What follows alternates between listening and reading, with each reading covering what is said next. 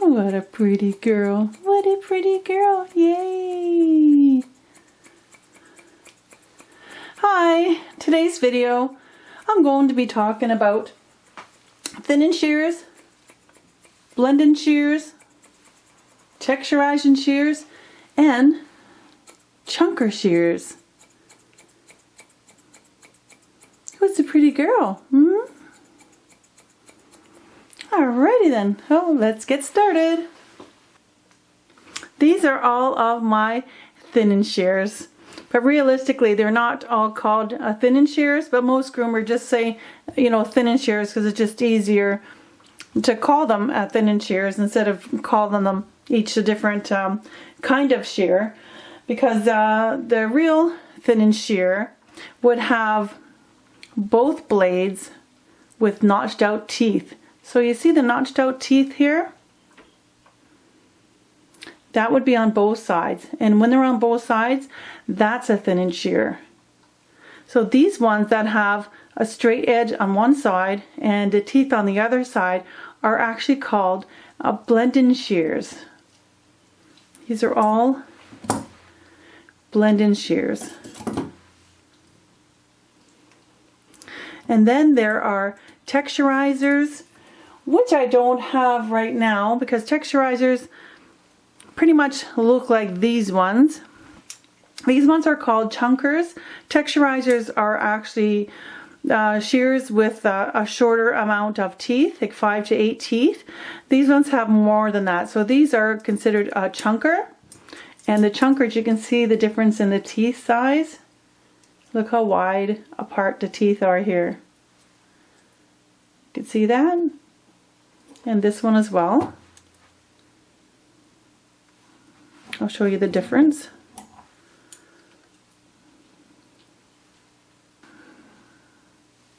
Blending shears are great for blending transitional lines, like when you do a shorter body and longer legs, you can blend the legs into the body.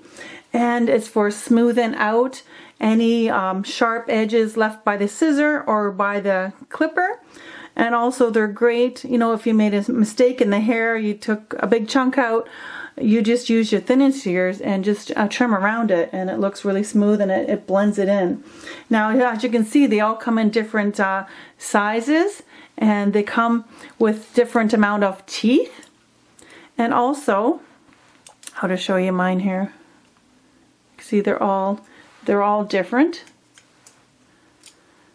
Some have less. This one only has 35 teeth. This one has 46 teeth. Right? They all have like a notch on the end of the tooth, and that's what actually grabs the hair and cuts it. It depends on how deep that notch is. How much hair will come out of the coat. The deeper the notch, the more coat will come out. And some have a V notch, and some have like a T notch, and some have a shark notch. Right, so this is a shark tooth notch. If you can see, it's not a V notch. It's more serrated and is pointy there. And this would take out more coat.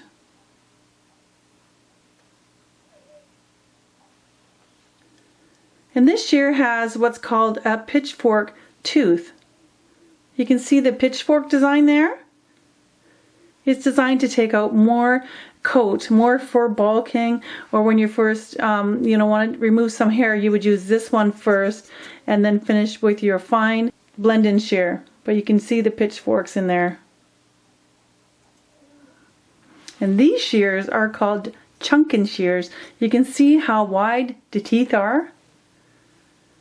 And they all come in different sizes and different amount of teeth and the spacing and all that.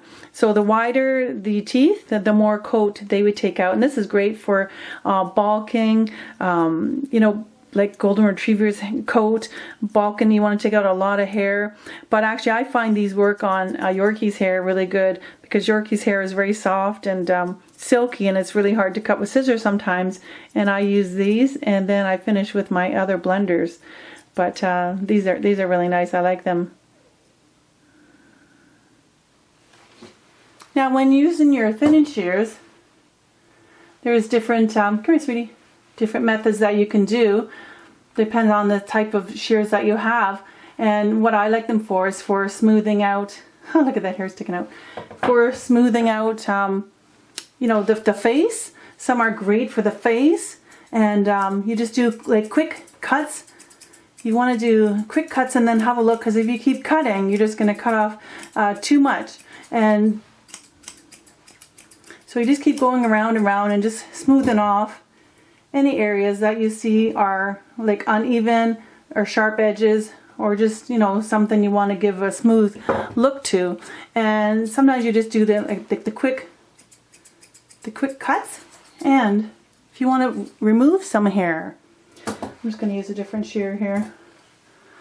This is my pitchfork design.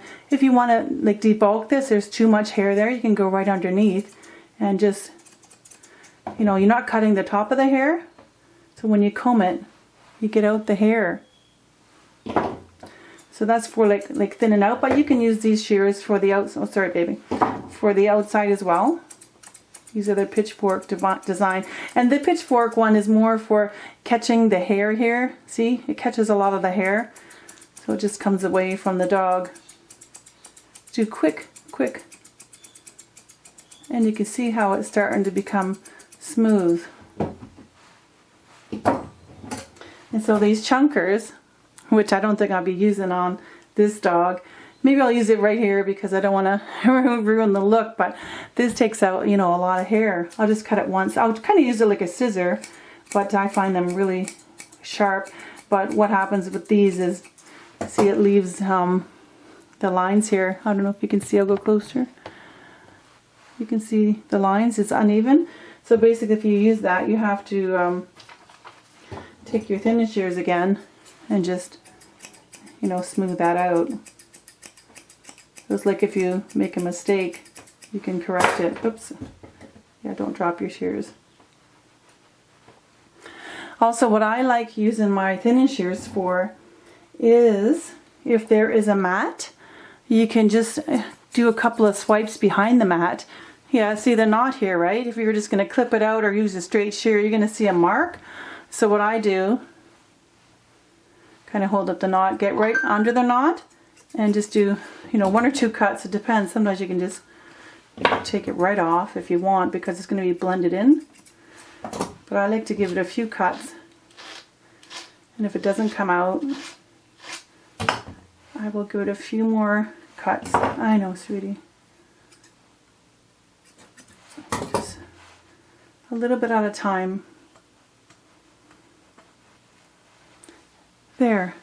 Can you see how you can't even really tell that I didn't even cut the knot out? There's not many, you know, straight lines there. It's all blended in. So I love using it for that. You got a knot there, baby. So when you're doing the shears and you want to remove a lot of hair, you can cut and pull at the same time. Cut and pull, but you're not pulling the hair out. They're just quick, right? And just pulling upwards. That's one way you can do it. Or just, you want to trim just the very, very ends, just to straighten everything out.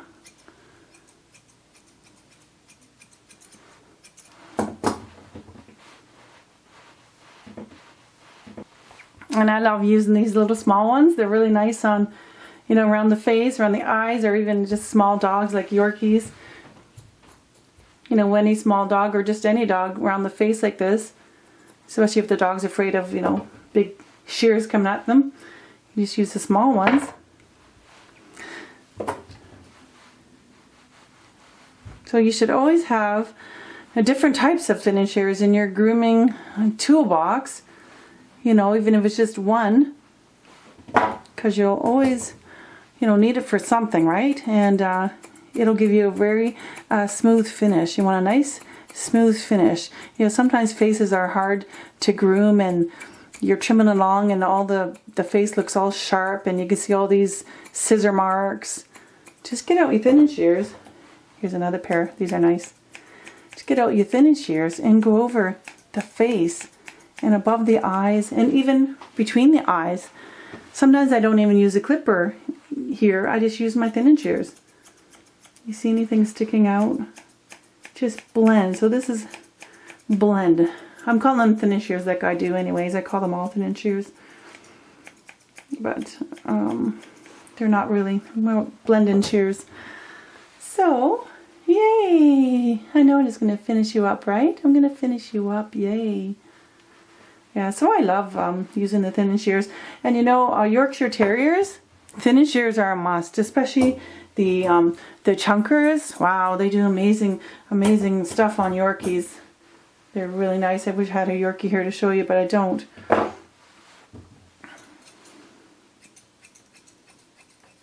Let's try the bottom of the ears. I find these chunkers work really nice on like more coarse hair. Like the ears, they're a little bit more coarser than the body. And you can trim the bottoms of the ears. I just like them. They cut really good. Sometimes when you're trimming the ears, the scissors, you know, the ears will fold. The hair will fold over. But it makes a more natural look for the chunkers. You see that? If you just go over it a few times, you'll get all those little chunky parts that you made.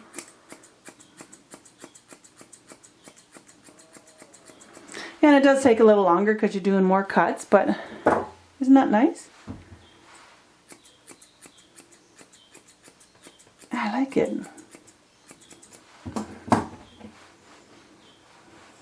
It looks nice. And you can also just take your other blenders with the more teeth and just go over them. There! Wow, that looks very pretty. Huh? Well, there you go. I hope you learned about thin and shears and chunkers. I got a lot of you asking me questions about it, so I just wanted to make a video on it. All my different ones here. I gotta finish your other ear. So let me know if you have anything to add to my video. And I'll put a link down below on all my thinners and blenders that I sell on my Grooming Amazon store. Go have a look at it and you can purchase something from there if you like, or you can just go look at them and read about them. And yeah, so I want to thank you very much for watching. Hope you enjoyed the video. And I gotta finish your ear up. So we'll see you in the next video.